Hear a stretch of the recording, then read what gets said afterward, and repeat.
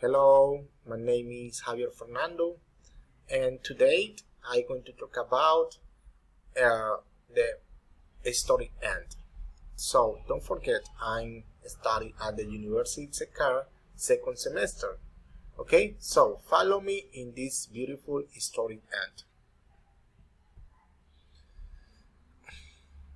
Okay, so when Susan saw that, Susan cried because Susan understood that Joel was the man she had always dreamed of, but was so late because Joel and Ashley were so happy.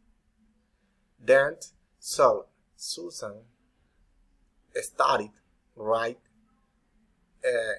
Joel, but he never answered it.